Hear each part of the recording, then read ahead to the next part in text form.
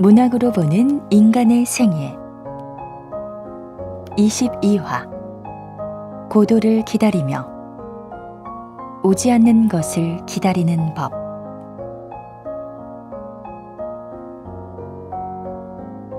최근에 독서 모임이 많이 늘었잖아요. 사무엘 베케트의 이 곡 고도를 기다리면은 독서 모임에서 같이 이야기 나누기 시작하면 하루 8시간을 잡아도 모자랄 이야깃거리를 제공할 겁니다. 독서 모임의 최고로 정말 강추합니다.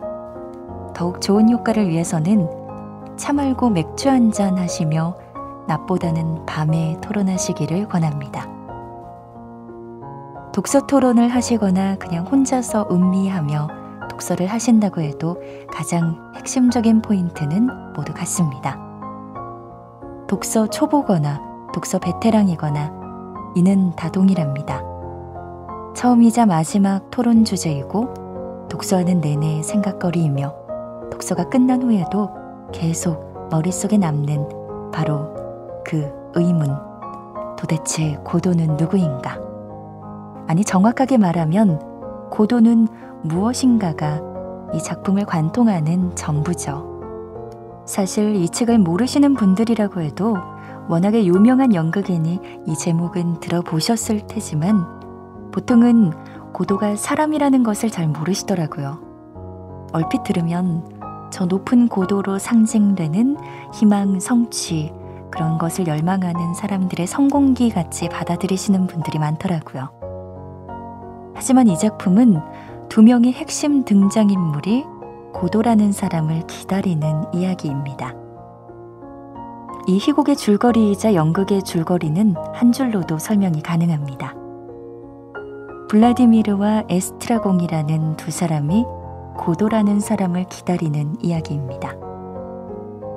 이 줄거리에서도 가장 어려운 건 주인공의 이름일 정도로 내용은 아주 간단해요. 왜냐하면 이 책은 줄거리가 없는 책이니까요. 고도를 기다린다는 상황만 있고 그 기다리는 시간 안에서 여러 가지 의미 없는 일들을 합니다. 농담하기, 욕하기, 모자 돌려쓰기 같은 것들이죠. 굉장히 철학적인 대화처럼 보이다가도 또다시 생각하면 그냥 장난에 불과한 것 같은 그런 대화와 행동들입니다. 중간에 포조와 럭키라는 주인과 하인 관계의 사람들이 등장을 하는데 이 사람들 역시 딱히 정상적인 사람들은 아니죠. 독서 토론의 좋은 메뉴로 이 책을 추천드린 것은 바로 이 인물들이 상징하는 바가 무엇이냐 하는 것에 대해 정말 많은 추측과 이야기들이 나올 수 있기 때문입니다. 우선 이들이 하염없이 기다리지만 결코 오지 않는 고도만 해도 구원, 자유, 희망, 빵 등 여러 가지 해석이 제기됩니다. 이 고도를 무엇으로 놓느냐에 따라 나머지 등장인물들 역시 상징이 바뀌죠.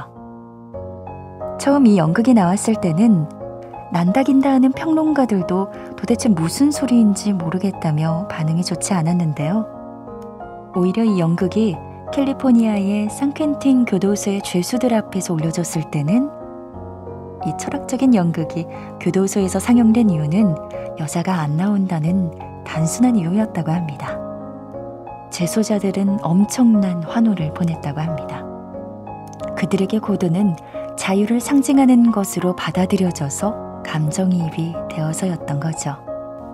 그리고 많은 이들은 고토라는 단어 자체가 갓과 주가 합쳐진 것이 아닌가 생각해요.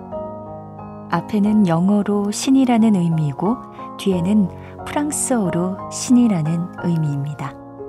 그러니까 고도는 신이라는 거죠. 하지만 주의할 것은 고도가 무엇인가에 대한 정답은 없다는 겁니다. 작가인 사무엘 베케트 역시 미국 초연 때 연출가한테 고도가 누구냐라는 질문을 받고 내가 그걸 알았다면 작품 속에 썼을 것이라고 했다는 일화가 있어요. 작가 역시 이에 대한 정답을 가지고 있지 않거든요.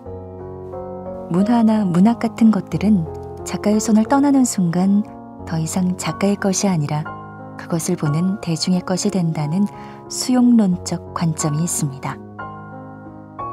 작가가 처음 어떤 의도를 가지고 썼던 그 작품이 개개인의 경험이나 사회와 만나 전혀 다른 의미를 가질 수 있다는 말이에요. 그런 의미에서 고도는 작품 자체가 아니라 이 작품을 읽는 개개인의 경험이 만나서 각자에 맞는 방법으로 해석됨으로써 비로소 완성되는 책인 것 같아요. 그런 애매함이 이 작품을 지금 현대에도 살아있는 명작으로 만들기도 했고요. 그러니 고도를 기다리며를 보며 반드시 정답을 찾아내야겠다고 눈을 부릅뜨며 볼 필요는 없습니다. 자신만의 상징을 생각하고 그 상징에 맞춰 사건이나 인물을 해석해보면 볼 때마다 새로운 재미를 느낄 수 있는 책이 바로 고도를 기다리며입니다. 그래서 나이별로 자신이 가장 기다리는 게 있잖아요. 20대는 취업, 30대는 결혼, 40대는 성공, 50대는 건강하는 식으로요. 그래서 나이대마다 읽히는 게 가장 다른 작품이라고도 하죠. 여기에 개인적으로는 고도를 기다리며에서 계속 기다리기만 하고 오지 않는 고도는 결국 죽음을 상징하는 것이 아닌가 하는 해석을 덧붙입니다. 고도는 내일이라도 올 수 있지만 언제 올지 전혀 알 길이 없고요. 계속 오고 있다는 정갈만 전해옵니다. 그리고 오늘 역시 오지 않았고요. 이 고도를 기다리면서 그 기다리는 시간을 보내기 위해 여러 가지 것을 하는 두 사람, 블라디미르와 에스트라공은 사실 두 사람이 아닌 한 사람입니다.